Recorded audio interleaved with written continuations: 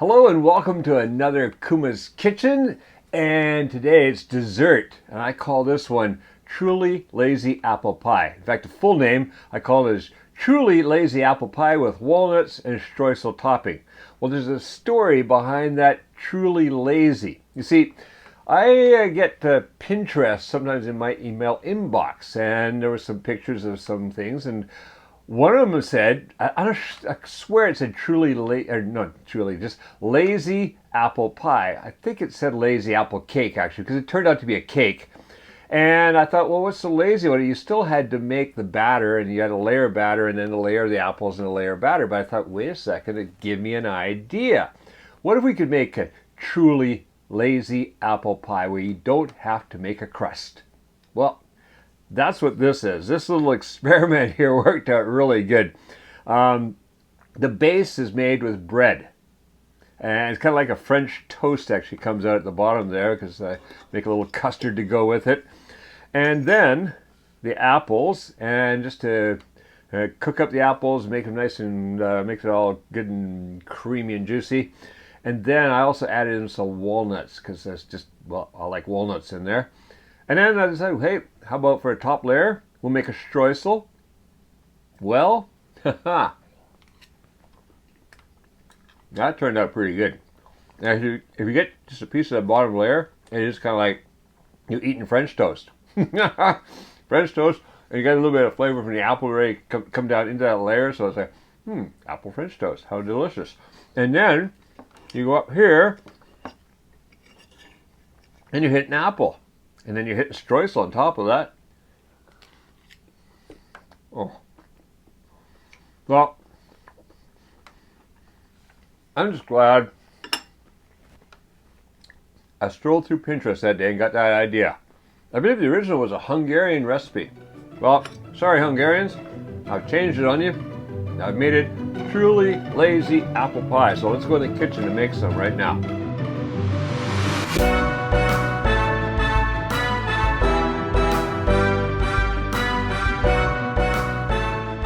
All right, here we've got the ingredients for all three parts of our lazy apple pie. First of all, over here is the pie crust.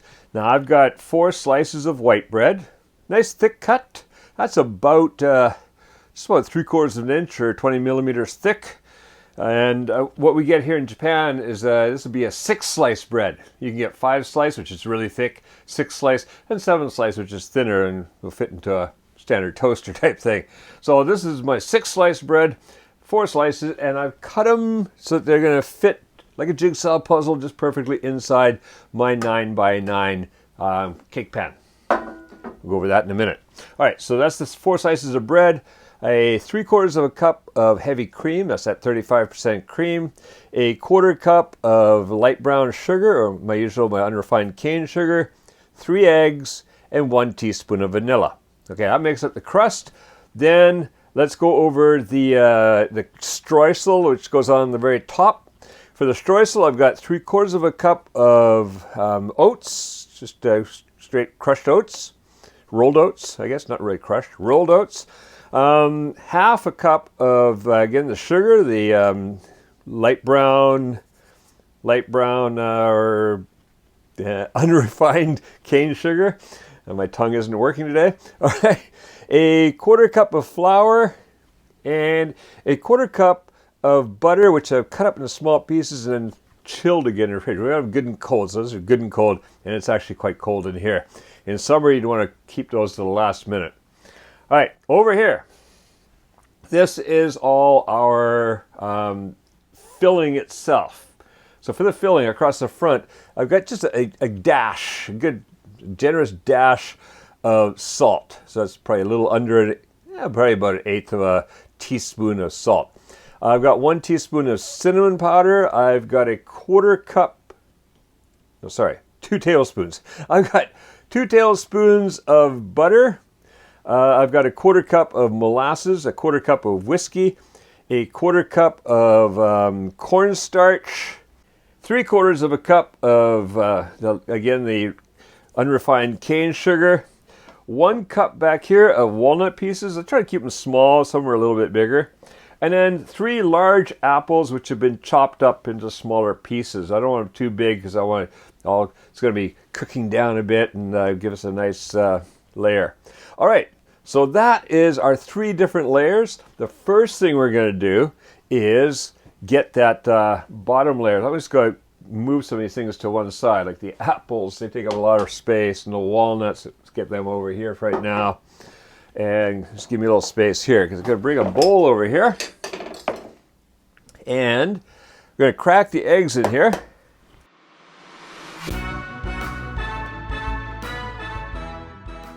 All right, so 3 eggs.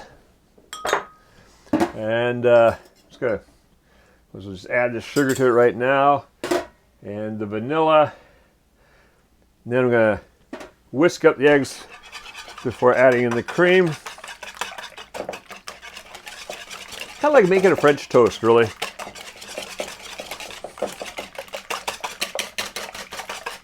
All right, so I got my eggs nicely whisked. Gonna add that cream.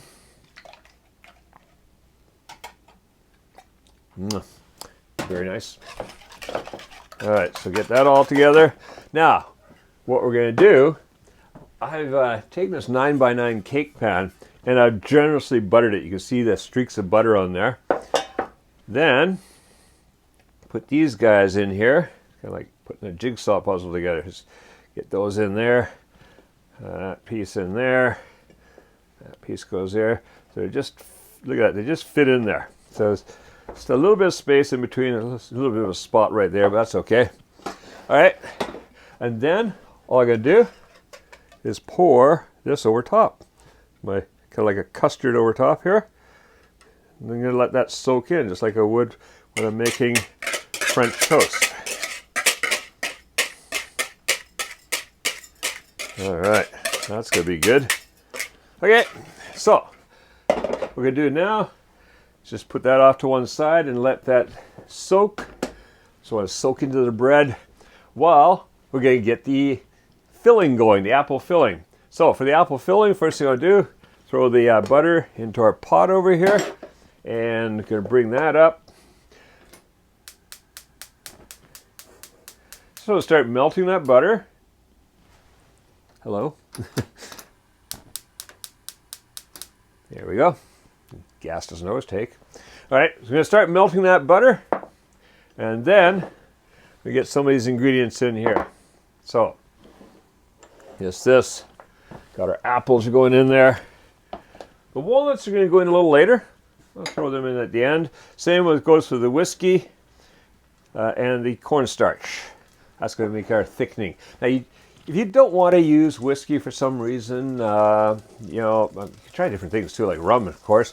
But also, you could just use some water. Well, you use just something liquid to dissolve the cornstarch in, really. And hey, I thought whiskey would just add a nice little extra flavor. So, turn that down a bit. Don't want to burn that butter, just melt it. Grab a spoon. All right, that butter's about melted, so in goes the, I was going to say onions. That's usually right, but not today. In goes the apples. And let's get the sugar in there. And the cinnamon. Got a little bit of salt in there just to kind of kick the flavor. Just kind of get that moved around a bit in there. I'm going to add my maple syrup.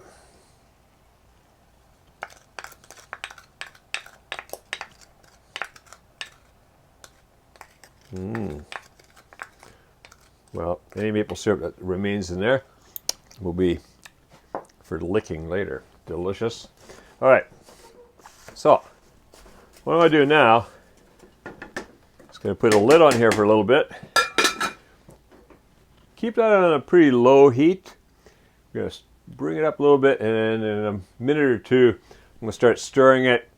I want to kind of get that just simmering a little bit. I want to soften up the apples. I want to get everything simmering a little bit. I'll be back here in about 10 minutes, and as you can see here, let's have a look down. Look at that, already that's soaking in nice into the bread. So by the time that's finished cooking, that's all gonna be soaked in and ready to go. Fantastic. All right, see you back here in about 10 minutes. All right, that's been simmering away in there for about 10 minutes. Been giving it the occasional stir. Now we've got, take that lid off. Look down there, you can see quite a bit of liquid, right? It's looking great. It's cooked down a bit. Remember those carrots. What's with me today? Those apples were up to here somewhere.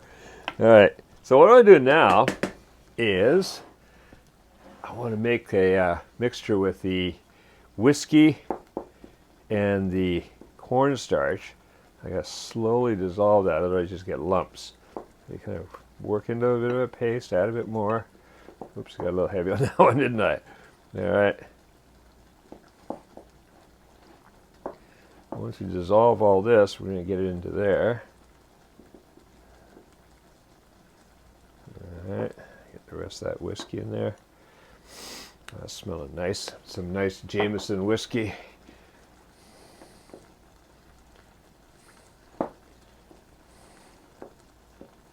Okay, and just make sure that it's all dissolved. Otherwise it just becomes lumps in there. And that's looking good. All right, so now I'm going to add that in here. All it's going to do is kind of start thickening that up. So you can see right away, pretty quick too. So just kind of let that simmer away there, give it a stir quite often for just a minute or two.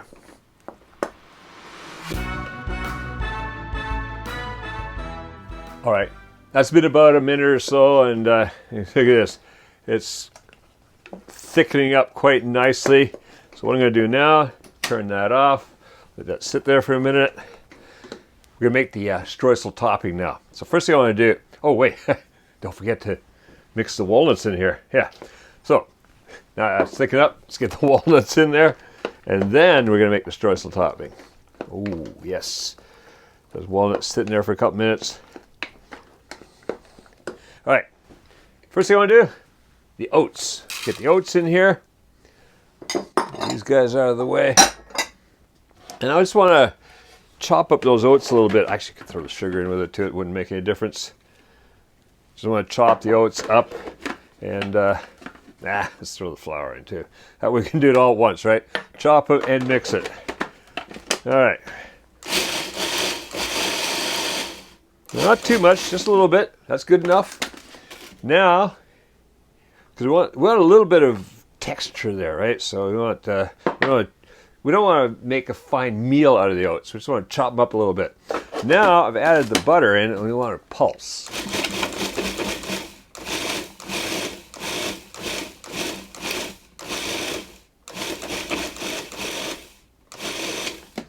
All right, let's check. Looks like the butter's, yep. So there's little pieces of butter in there. That's perfect. Okay, that's ready to go. So now, let's get this off. Let's get rid of this. Get that out of the way. Get this out of the way. I need more counter space. All right. Okay. Give that a wipe. And let's bring our bread over here. Oh, look at that. It's all soaked up, that mixture that we put into the custard. It's just looking great. So now what I want to do, that's going to be hot, isn't it? Not too bad, but I think I'll use a cloth. All right. What I'm going to do is just spoon this mixture of apples and walnuts and everything else that's good onto here. Spread it out. Oh, this is going to be absolutely fantastic. Dessert tonight. I think I better pick up a little ice cream on the way home. A little vanilla ice cream on top of this too. Oh, just heavenly. Okay, so there. Get that all evened out. This so we get the sauce to go down evenly everywhere too. All right, that's ready to go. Now, oh, yeah, that's good. Step on my microphone cord. All right. So, what you do now is take this mixture here. Get that out of the way. I'm just going to sprinkle that around over top. So, kind of evenly distribute it. Kind of evenly, says he's got a mountain sitting right there. All right, there we go.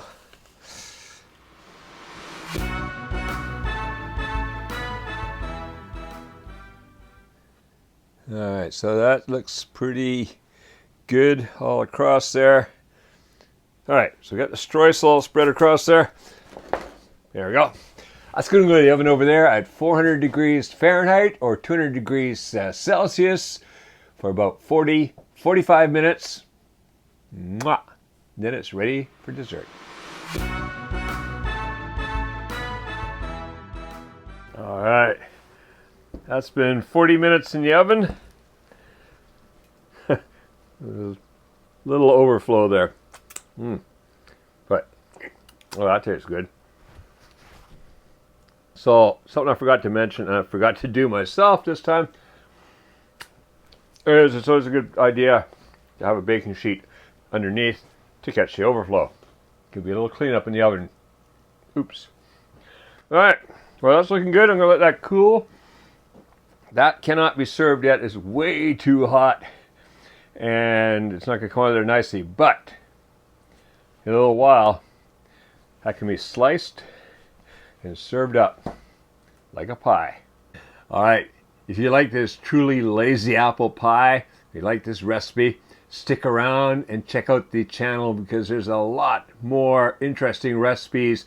They're all original Kevin Riley Kuma's Kitchen recipes, all crazy ideas I've come up with or just things that I've mucked around with. Check them out, have fun, cook some up, and make sure you're subscribed and you click that notification bell so that you'll always hear about the new ones when they come out. Also, if you'd like to support, well, there we go, it's cooling down a bit. If you'd like to support the making of recipes like this, well, think about becoming a patron. Down below there's a link to go and become a patron, and I love my patrons. Thank you very much, all of you, for helping support this channel and keeping this going. Now, go make this and make cooking fun again with Kuma's Kitchen.